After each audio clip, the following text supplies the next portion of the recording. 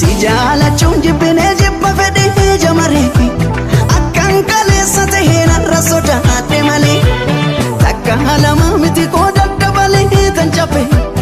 irraanfachuun didee gadhee garaa dadhabe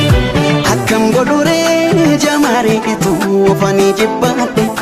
sitti qabedhee dabalee tu amanuu sodaadhe.